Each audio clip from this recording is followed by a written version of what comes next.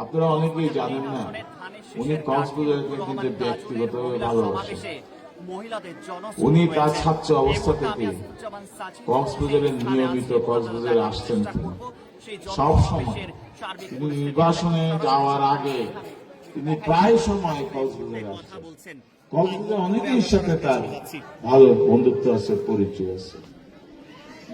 যদি তিনি প্রধানমন্ত্রী, আল্লাহ যদি উনাকে প্রধানমন্ত্রী বানায় আপনাদের ভোটে, ইনশাআল্লাহ কক্সবাজারের উন্নতির ব্যাপারে কোনো কার্পণ্য হবে না, কোনো কার্পণ্য হবে না।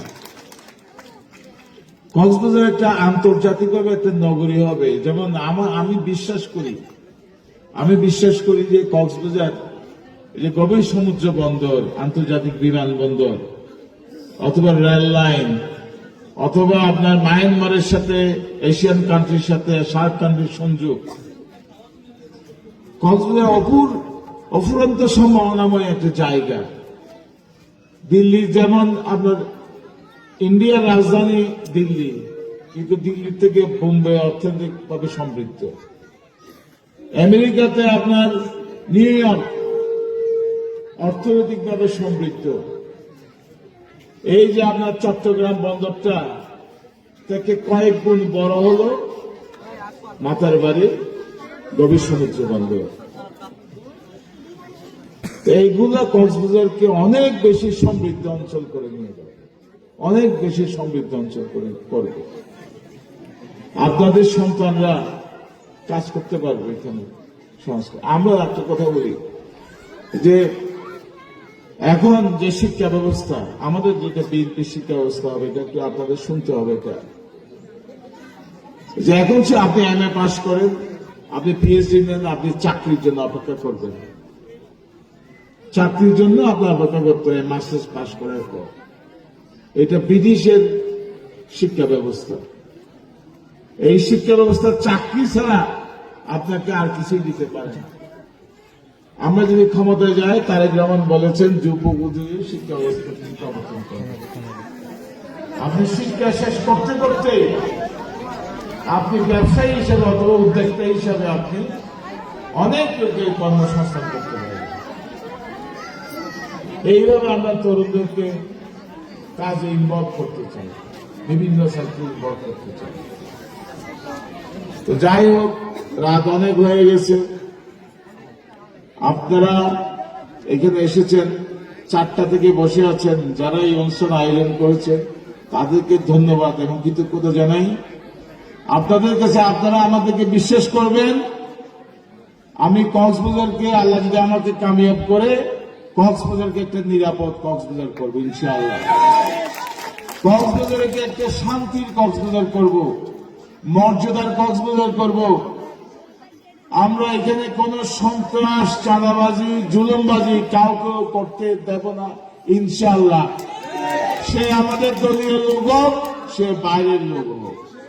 এখন তো আমরা ক্ষমতায় নাই, এখন ডক্টর ইউনূস ক্ষমতায়। আমাদের বিরুদ্ধে নানা রকম কথা বলা হয়, কিন্তু আমাদের শাসন করার টুলস তো আমাদের হাতে নাই। আমরা তো ক্ষমতায় নাই। আপনারা আমাদেরকে দায়িত্ব দেন, ইনশাআল্লাহ দেখবেন কক্সবাজার একটা শান্তির শহর হয়েছে, কক্সবাজার একটা নিরাপদ শহর হয়েছে, কক্সবাজার একটা জুলুমমুক্ত শহর হয়েছে। কক্সবাজারে বাস করার জন্য পৃথিবীর বিভিন্ন দেশ, বাংলাদেশের বিভিন্ন দেশ থেকে কক্সবাজারের লোকজন চলে আসবে। এমন শান্তিতে আমরা রাখবো ইনশাআল্লাহ। আর আমি কথা বানাচ্ছি না, অনেক বক্তব্য হয়েছে। আজকে যারা এই অনুষ্ঠান আয়োজন করেছে তাদেরকে কৃতজ্ঞতা এবং ধন্যবাদ জানাই।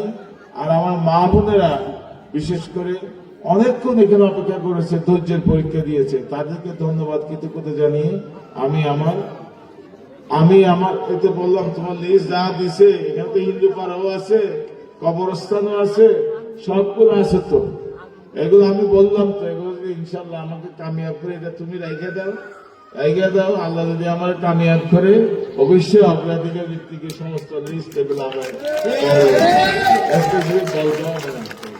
সবাইকে ধন্যবাদ। বাংলাদেশ জিন্দাবাদ।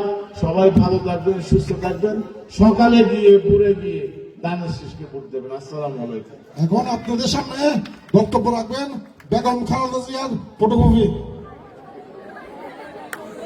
আসসালামু আলাইকুম প্রিয় ভাই বোনেরা, আপনারা সবাই নির্বাচনের দিনে ভোট কেন্দ্রে যাবেন। আপনার ভোটের অধিকার আপনার ভোটের অধিকার ও গণতন্ত্রের জন্য বিএনপির মনোনীত প্রার্থীকে ধান শীষ মার্কায় ভোট দিয়ে বিজয় করুন।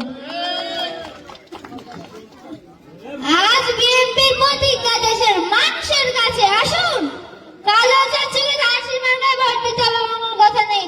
আপনার ভোট আপনিই দেবেন, যাকে ইচ্ছা আপনিই দেবেন, কিন্তু কালো চাচুর হাতকে সহযোগিতা করুন, ওনাকে সাহায্য করুন, যাতে কালো চাচু এই দেশে সন্ত্রাস মুক্ত উন্নয়নশীল দেশ হিসাবে গড়ে তুলতে পারে আর আপনাদের মতন অসহায় মানুষের পাশে দাঁড়াতে পারে।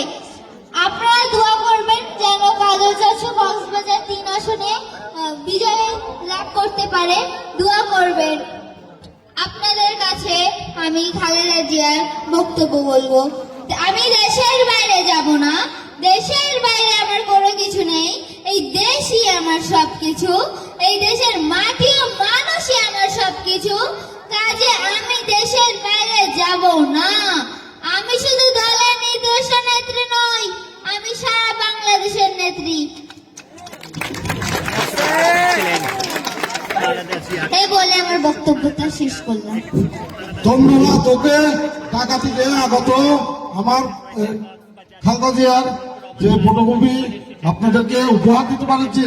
এই জনতারা কক্সবাজারের মধ্যে সর্বপ্রথমই আমরা এই মঞ্চ আলোচিত করেছি বেগম খালেদা জিয়ার মৃত্যুর পরে। আমরা আর আগে দেখি নাই। আজ সর্বপ্রথম মুক্তুর রহমান কাদন সাহিত্যে এই মেয়ের মন যে আসতে পেরেছি আল্লাহর কাছে